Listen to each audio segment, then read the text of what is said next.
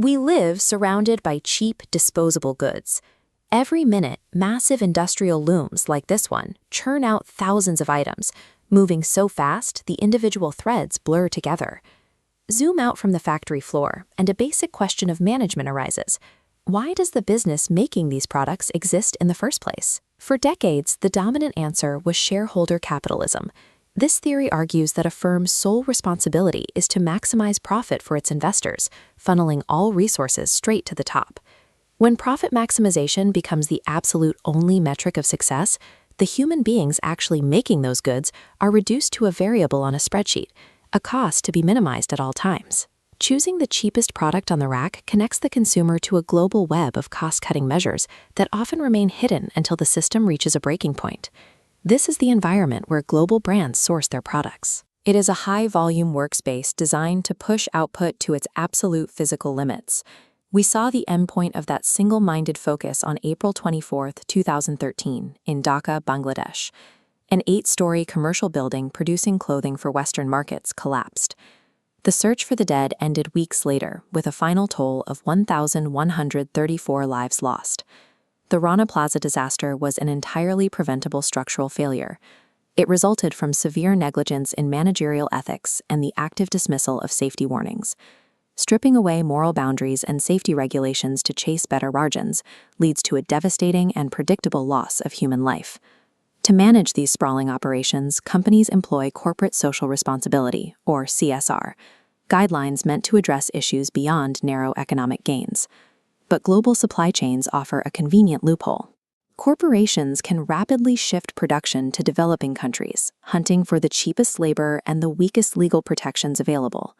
This report from the International Labor Organization reveals the resulting scale. It shows 160 million children were trapped in global labor systems at the beginning of 2020. Major, trusted brands are implicated. Nestlé, for instance, has battled persistent accusations of failing to monitor their West African cocoa suppliers for these exact abuses. This systemic blindness has been documented for decades. Back in 1996, Life magazine shocked the public with this photo of a 12-year-old boy in Pakistan hand-sewing a Nike soccer ball. When caught, firms typically employ a reactive strategy. They point the finger at their subcontractors, claiming they have little to no control over the individual factories they hire. Globalized production allows companies to efficiently outsource the physical labor of their goods, while simultaneously outsourcing their moral culpability. The technology sector follows the exact same playbook.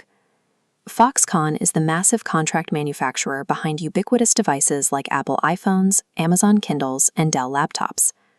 In 2010, extreme working conditions at their Shenzhen facility triggered a crisis, resulting in a dozen employee suicides over just a few months. Management treated these deaths as a logistical and public relations liability, focusing on containment rather than an overhaul of factory conditions. Their literal damage control solution was to bolt physical barricades and safety nets to the outside of their high-rise dormitories to catch falling bodies. Treating a crisis of extreme human suffering as an operational liability to catch with a net proves the complete failure of reactive management.